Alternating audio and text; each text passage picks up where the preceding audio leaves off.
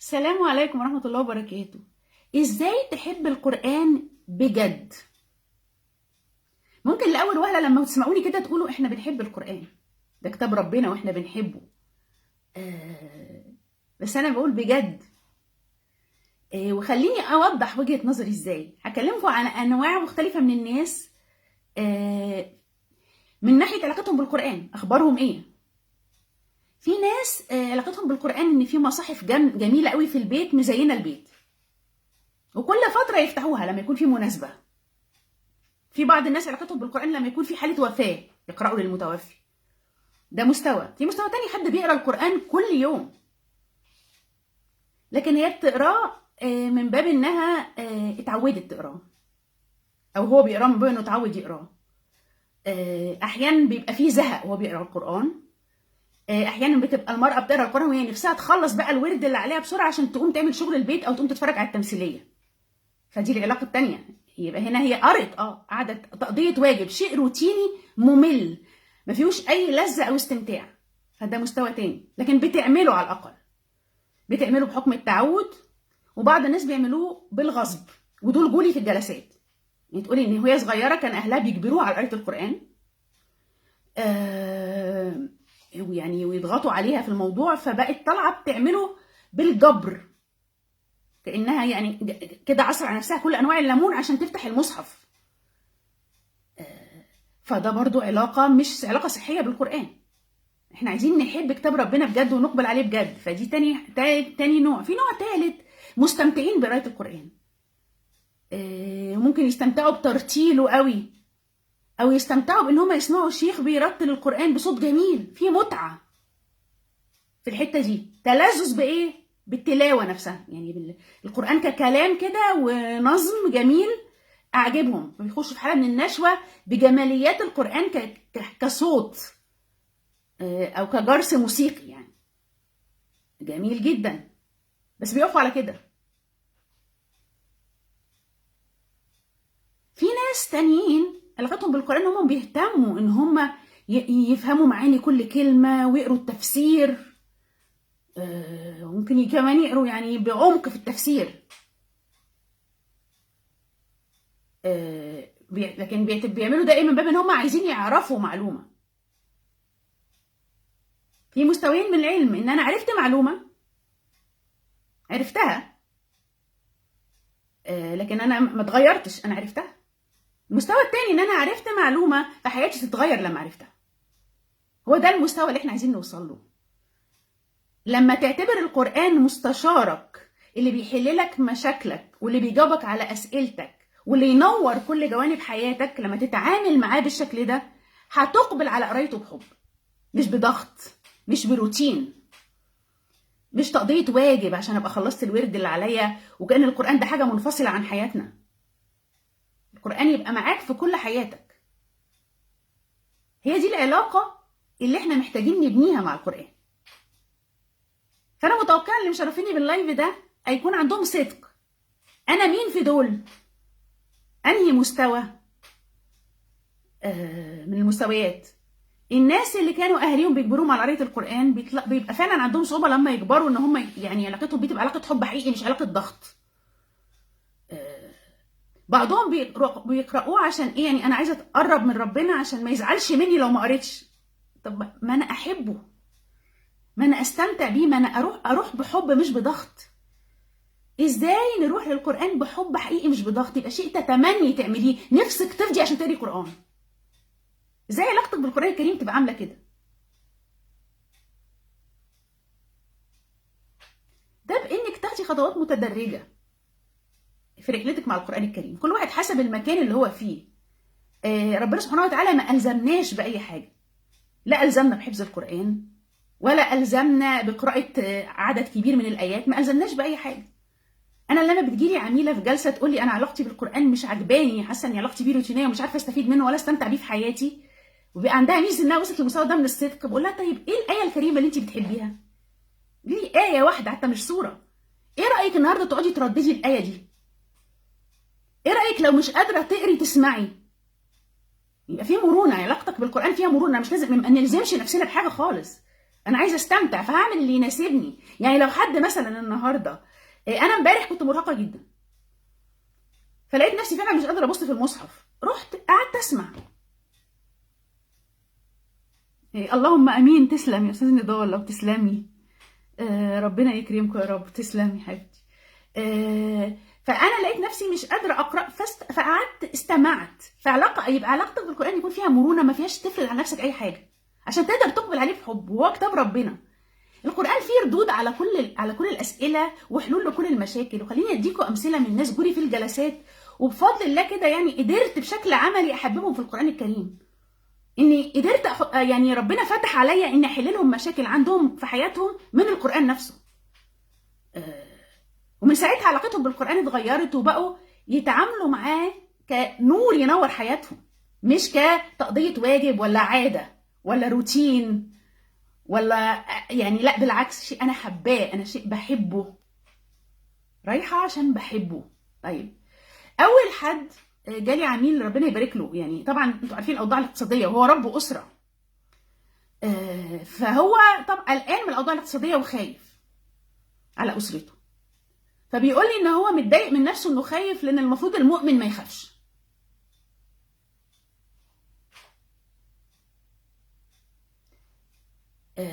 فربنا فتح عليا باجابه من القران نفسه. قلت له ما زكريا عليه السلام كان خايف على اهله من بعده، وبح بمخاوف الله سبحانه وتعالى.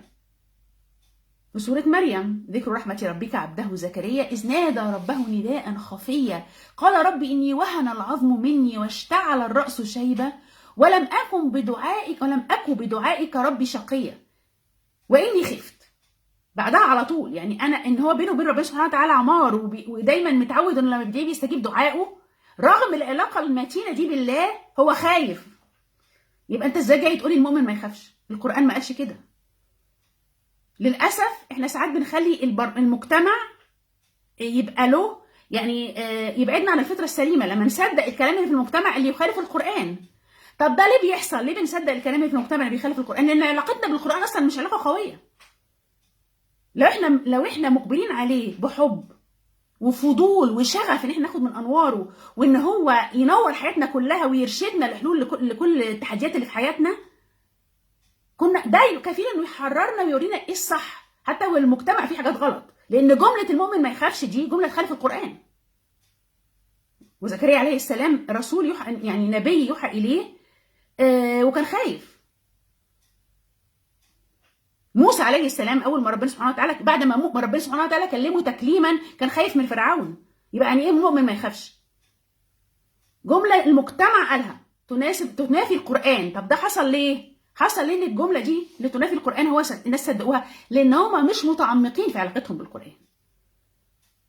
الناس لما بتقرا سوره مريم، وناس كتير قوي بتحب سوره مريم، دي من السوره ناس كتير بتحبها، لكن لما بيقراوا قصه زكريا عليه السلام لو قلت لك احكي لي القصه هتحكيها لي حلوه قوي. طب نتعلم منها ايه؟ ده اللي وقع. القصه دي بتعلمنا ازاي ندير مشاعر الخوف، ان انا لما اخاف ابوح لربي بمخاوفي زي ما زكريا عليه السلام عمل.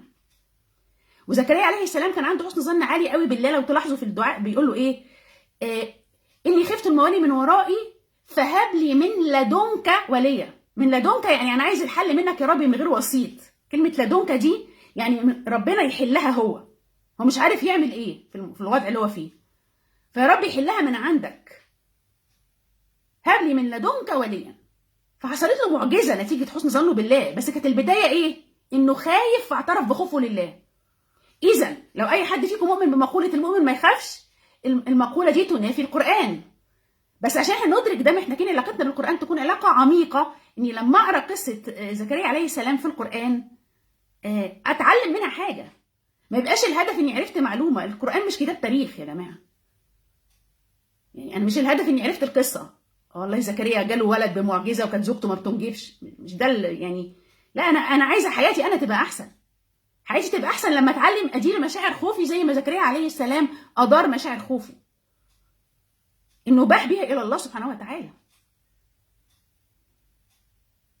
ده اللي يخلي حياتنا بالقران اجمل. ده اللي يخلينا نقبل على القران بحب، لما ندرك ان هو منهج الله سبحانه وتعالى اللي ربنا بعته لنا عشان يغير حياتنا كلها.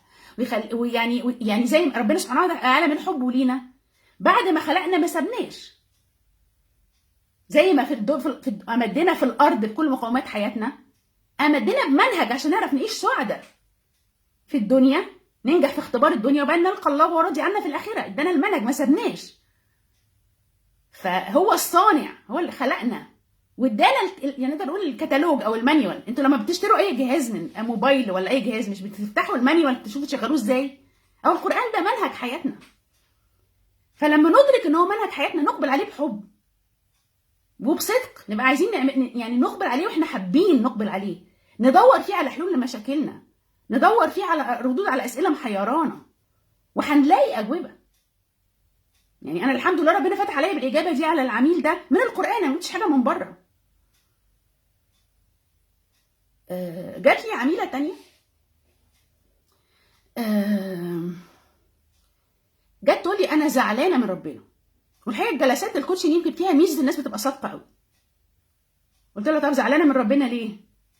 قالت لي انا زعلانه من ربنا لان ليها قرايب بياخدوا كل حاجتها، ما بيحترموش خصوصيتها، بيعملوها وحش جدا، وكل ما تيجي تاخد اي موقف يقولوا لها ربنا بيقول في القران وليعفوا وليصفحوا، لازم تسامحينا. ومستمرين في الايذاء على فكره. سبحان الله، انتقوا ايه واحده من القران كله يقولوا لها كده. للاسف هي وقعت في غلطه كتير بنقع فيها، ان هي صدقت كلامهم عن ربنا على انه هو ربنا نفسه، ودي سطحيه. احنا ليه بنستمد معلومات عن الله من اي حاجه غير كتابه نفسه؟ يعني هي صدقتهم ليه؟ فكانت تقول لي انا زعلانه من ربنا. قلت لها والله الحقيقه ربنا ما قالش كده، دي ايه واحده. القران التسامح فيه شيء اختياري لكن مش اجباري. ان في ايات تانية بتقول وان عاقبتم فعاقبوا بمثل ما عوقبتم به ولئن صبرتم لو خير للصابرين.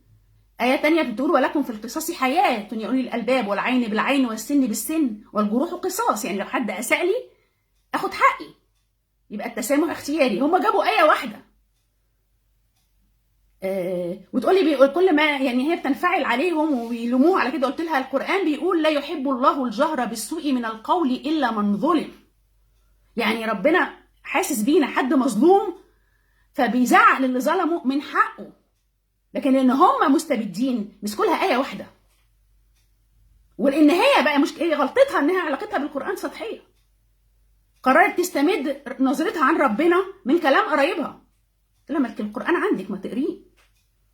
فهي خرجت من الجلسه الحمد لله مدركه ان هي مش بتحب ربنا سبحانه وتعالى، لا هي كانت مش بتحب الفكره الغلط اللي كانت عندها عن ربنا. وان ما ينفعش يعني ايه حد ياخد ايه كريمه واحده ويتكلم فيها لما بيكون في احكام تانية.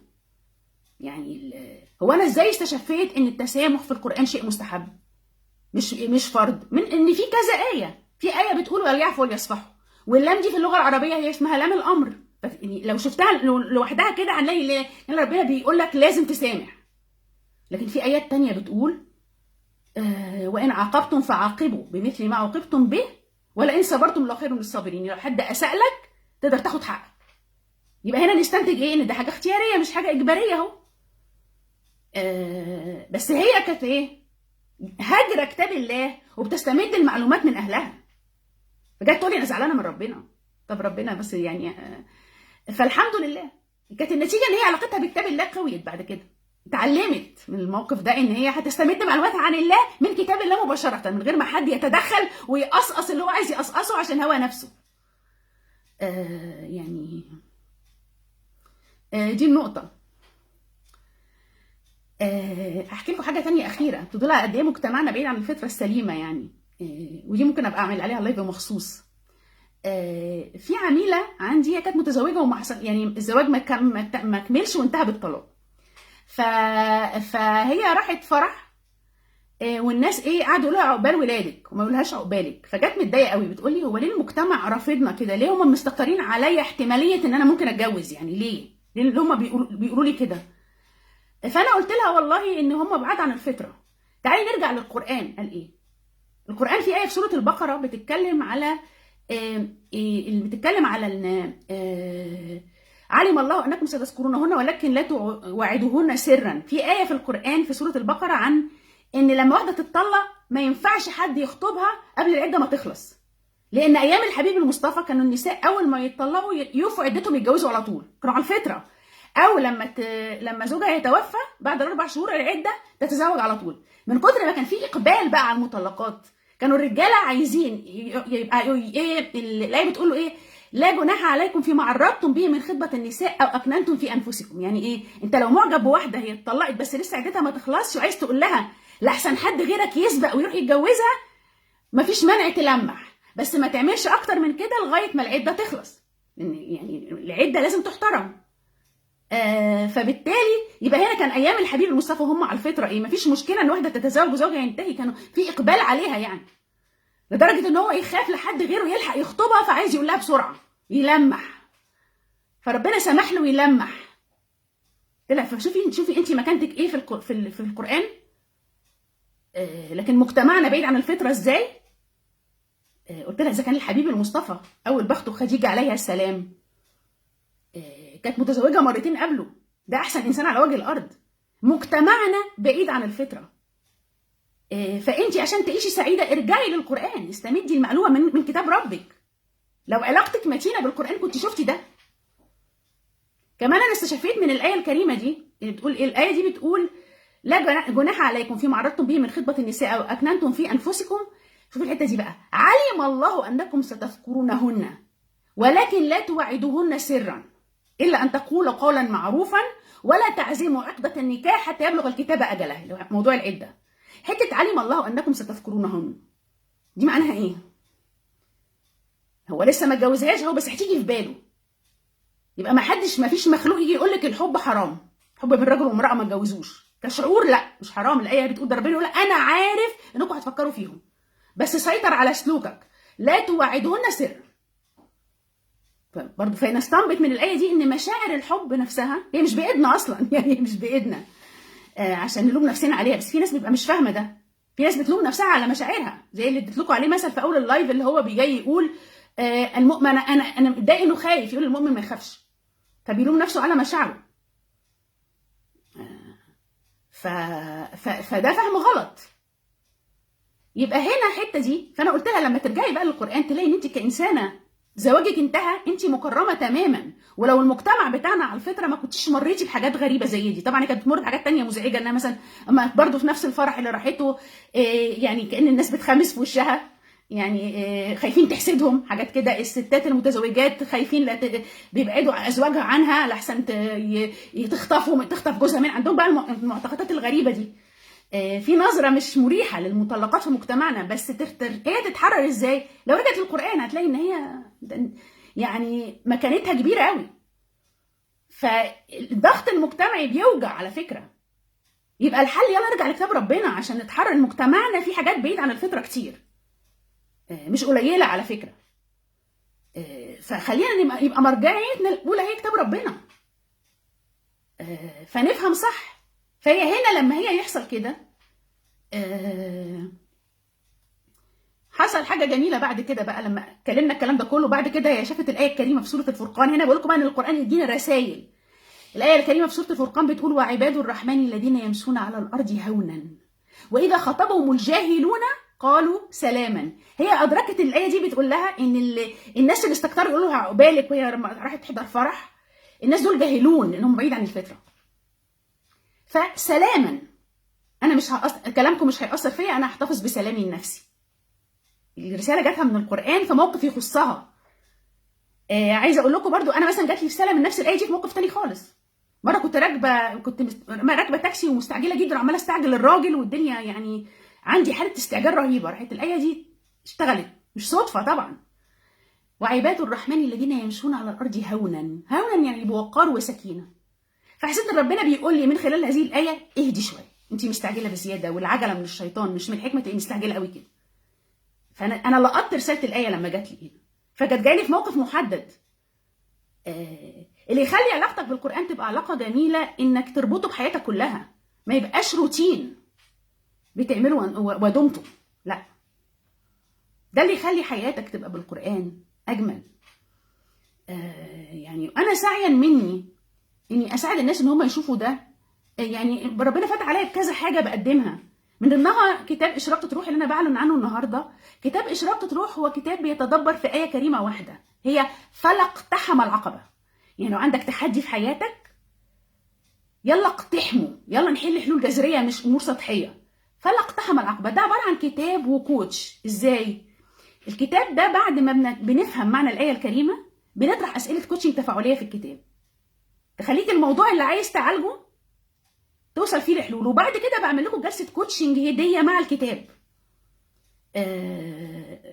عشان ايه، احفزك انك تطبق وتجاوب الاسئله. فكده تبقى ايه، لما الايه الكريمه فلا اقتحم العقبه فعلا انت عكستها على حياتك، ما بقتش علاقتك بيها علاقه ان انا قريتها وبس. كل اللي انا بحكيه من اول اللايف ده انا بفضل الله حققته في الكتاب، ان اللي هيقرا الكتاب هيبقى عارف ازاي يربط الايه بحياته. عشان كده شعار كتب اشراقه روح هي حياتك بالقران اجمل. الايه جايه عايزه تنور لك حاجه في حياتك، ازاي تعمل ده. فالحمد لله كتاب اشراقه روح فيه مزايا كتير. اولا انا بقدمه كبي دي اف كتاب الكتروني، زائد بقدم معاه نسخه بالكامله مسموعه للناس اللي تحب تسمع اكتر ما تقرا. وبحفز الناس ان هم يستفيدوا بالكتاب ويطبقوه، ان هم بعد ما بيجاوبوا الاسئله بعمل لهم جلسه كوتشنج هديه. ولما بتحصلوا على الكتاب ده متاح لكل افراد اسرتكم اللي معاكم في البيت. وبالتالي لو في تحدي الاسره كلها بتواجهه ممكن تقروا الكتاب مع بعض، فسعر الكتاب شامل الاسره كلها. انا حاليا لغايه يعني يوم اللي بكره ان شاء الله، لغايه يوم 8 اغسطس بكره، عامله عرض ان لما تشرفوني بالحصول على الكتاب تقدروا تحصلوا على نسخه ثانيه تهدوها لاحد اصدقائكم، فتقدروا انتوا تقعدوا سوا كاصدقاء كده تتعمقوا في الكتاب وتستفيدوا منه. وكل حد فيكم هيبقى له عندي جلسه كوتشنج فرديه لوحده. فده الحل اللي انا يعني ربنا فتح عليا بيه، عشان انا دقت روعه وجمال اني احب القران بجد من قلبي، وتبقى علاقتي بيه علاقه حب مش علاقه ضغط. ابقى بجري عليه بجد من عشان حباه، وفعلا لما اقبل عليه يعني يحصل لقلبي وروحي تشافي، والاقي اجابه لاسئله ملحه في حياتي، ويبقى مستشاري، ويبقى النور اللي بينور كل حياتي. وما كانتش دي علاقتي بيه قبل كده. فالحمد لله بعد ما قدرت اعمل ده بقيت بساعد الناس بفضل الله. وانا يعني الامثله اللي اديتها لكم في اول اللايف بتبين برضو الحمد لله ربنا يعني ميسر لي ان اقدر اساعد الناس لما بيجوا لي ان عندهم تحدي في علاقتهم بالله، بقدر اساعدهم في الموضوع ده. كمان كتاب اشراقه روح فيه ميزه حلوه جدا جدا، انكم تقدروا من خلاله تحققوا دخل مادي. لان الكتاب بعد ما بتحصلوا عليه وبعد ما تقدروا تحصلوا عليه وتستفيدوا منه وتاخدوا جلسه الكوتشنج وكل حاجه، يعني كل الفوائد اللي فيه انتوا تعيشوها، لما تنقلوا خبرتكم دي لاي حد من اصدقائكم ويحب يشرفني بالحصول على الكتاب، يسعدني ان انا هقدم ليكم مقابل مادي عشان انتوا قلتوا للناس على الكتاب.